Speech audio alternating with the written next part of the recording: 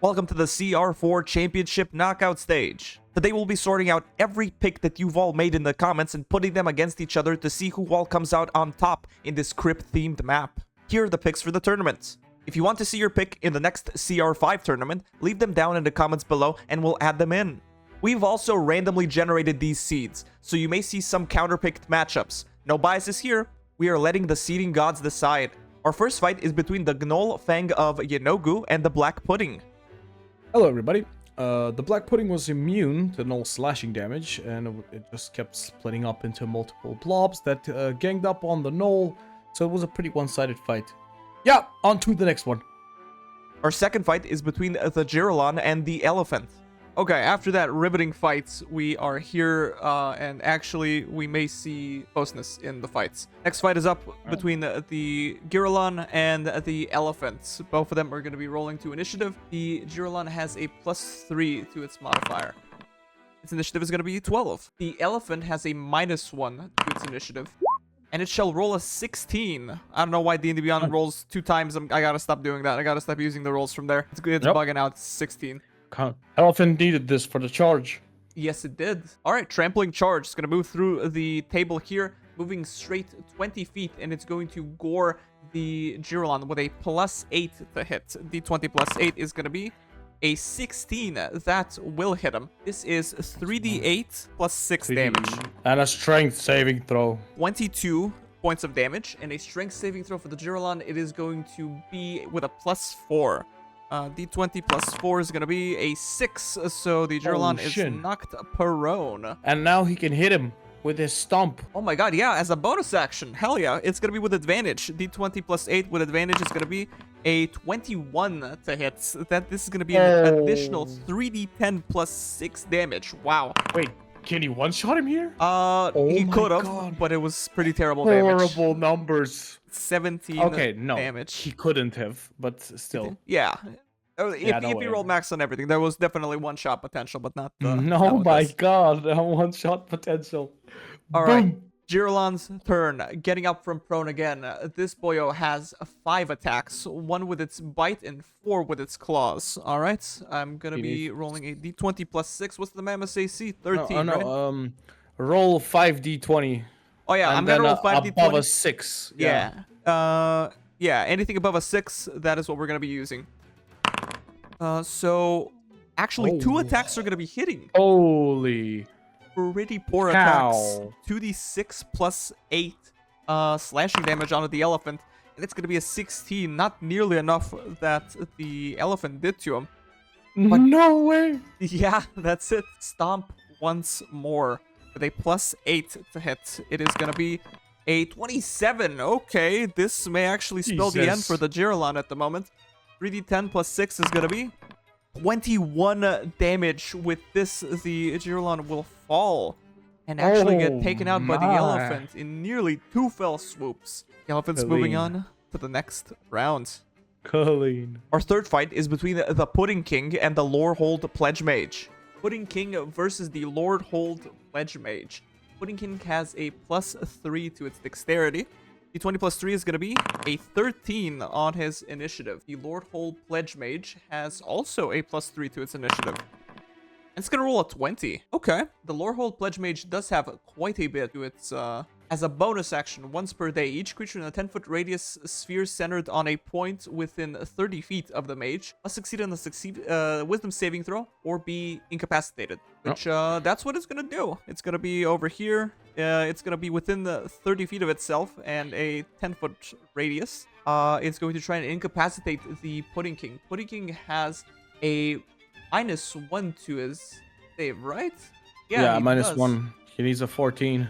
Wait, gnome cutting. The Pudding King has advantage on intelligence, wisdom, and charisma saving throws against magic. Okay, so advantage, but still a -1. Yes. I consider this to be magic, honestly. Yeah. Yeah. It's D20 -1 with advantage. So this is going to be... Even with the first roll, he will make it, and he's not going to be incapacitated. Okay. The Lorehold Pledgemage does have the reduced to memory, which he's going to target the Pudding King within 90 feet of him. He's going to make a DC 13 Constitution saving throw or take 8d10 thunder damage. Okay. Okay, so no advantage this time on Constitution. No advantage. What was the save again? The Constitution saving throw. All right. He has a +6 to this though. Does have a +6. Yes, he does have a specific saving throw section for him. D20 plus 5 is going to be 24. He will succeed. Nice. Succeed, yeah. So he's going to take half of 8d10. Half of 8d10 is going to be 39. Half is 24. Really very good bit of damage that the Lorehold Pledge Mage might not get back. But yeah, that is it for him.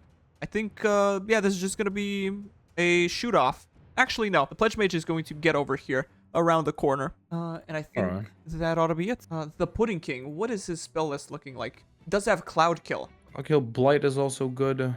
He's gotta walk up to him for that. He can create a 20-foot radius sphere. So like here, you can essentially just gas the mage. Yeah, gas him inside the room.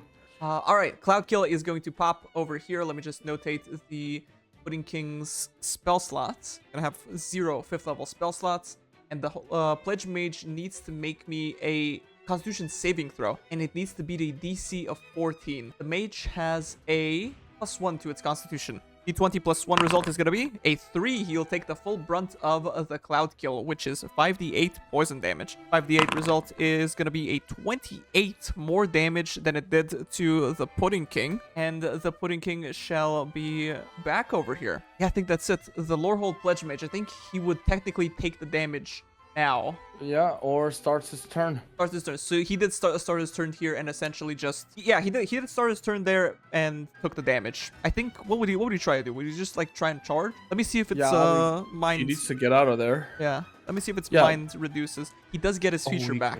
Yeah, just charge at him. All right. So Pledge Mage is actually going to be having to still stay in the Cloud Kill for this. He's still touching the Cloud Kill. Okay, let's see if Pledge Mage can actually do something. Stone Shape, does that help something? Does he just cast Mage Armor on himself?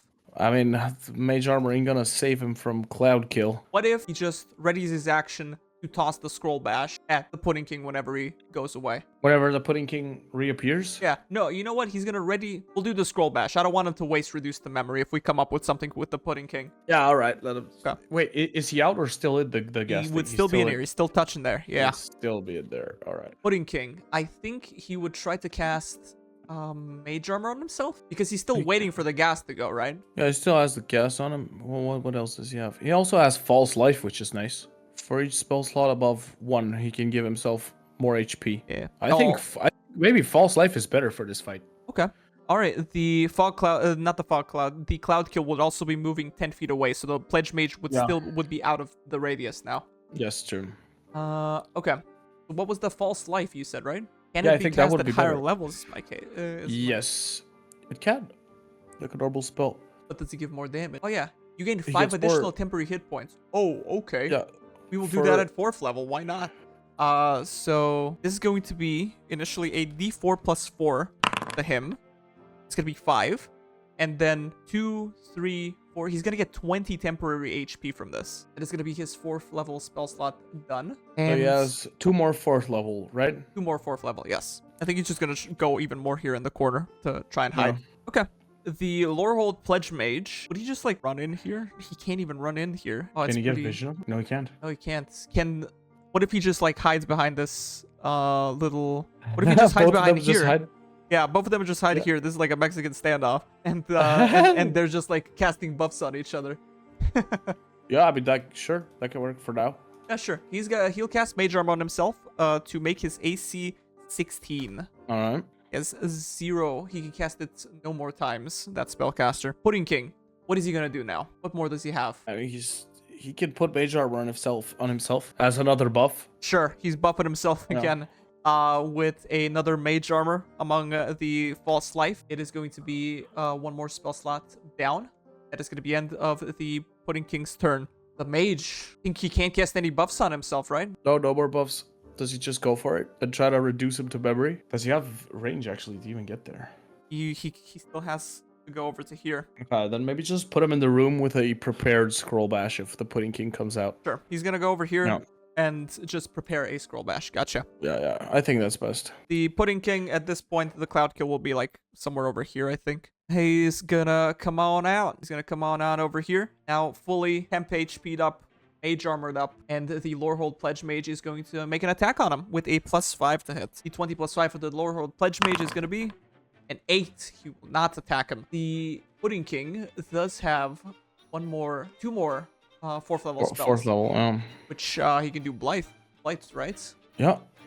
Let me just see Blight. Yeah, con save.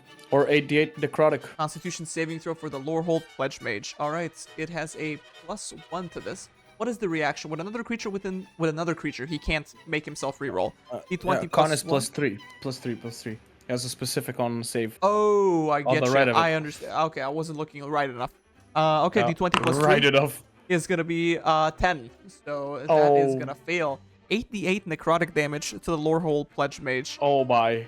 Result of this is gonna be 32 damage, exactly enough to murk him. God. Oh my god. Wow. This was a god tier roll as well on this. With this, the Lorehold Pledge Mage will be eliminated, and the Pudding King shall move on to the next round. Our final fight is between the Kamadan and the Groff. All right.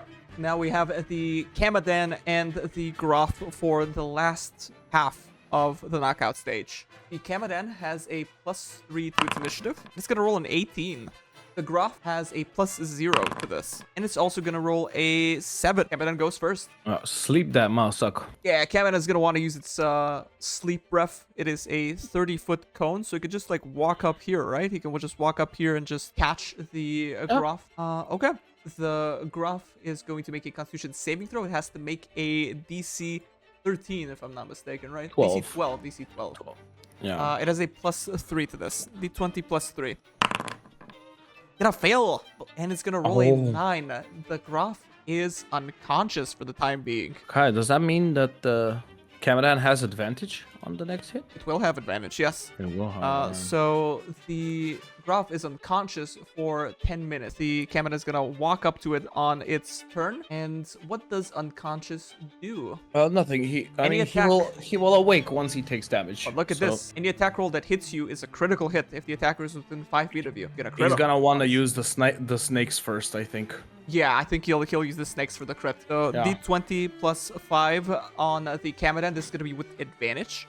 So it is a 17 to hit on the Groff. It will definitely hit. The Groff needs to make a Constitution saving throw. It has a +3 to this. D20 +3. It's gonna make a 13, which it will succeed. That saves. And it's going to take half of 12d6 poison damage. We'll do the initial piercing damage first.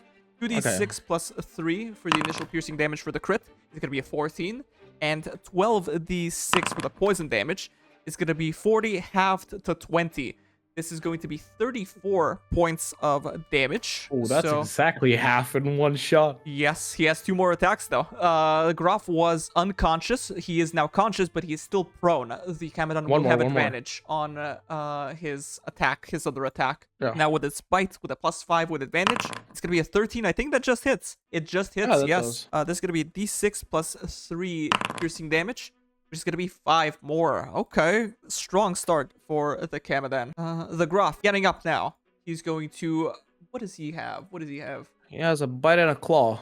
Bite attack and a claw attack. Okay. Then D20 +7 for the bite. He's going to try and retaliate against the Kamadan. And it's going to roll a 15 that will hit for a D8 +5 piercing damage, which is going to be 12. And now it's going to be the Swamp Claw. This also has a +7 to hit. D20 +7 is 21. Okay. He's hitting all his shots. Good. And it won't be able to grapple him because he's a large creature, the Kamadan. So it's just gonna deal the damage, right? It can't do extra poison damage because it can't engulf him. Nope. That's it. Yeah. D6 +5.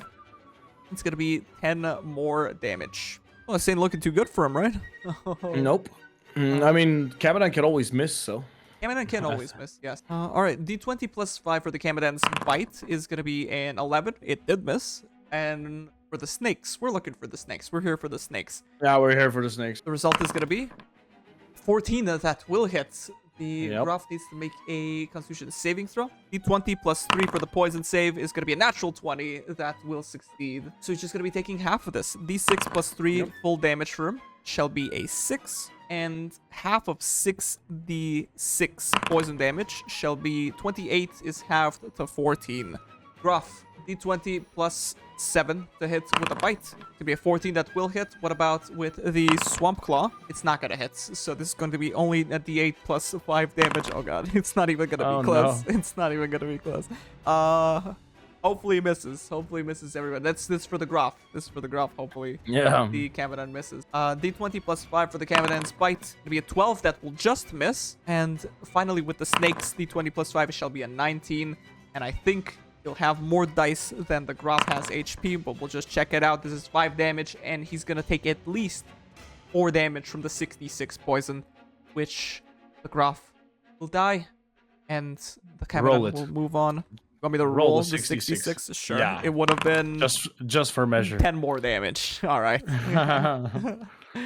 But yeah, it moves on to the next stage as we've concluded the first round of the knockout stage. Thank you for watching the knockout stages. In the next episodes, we'll be concluding the knockout stage before we move on to the quarterfinals. And to whoever is still watching, have yourself a good one.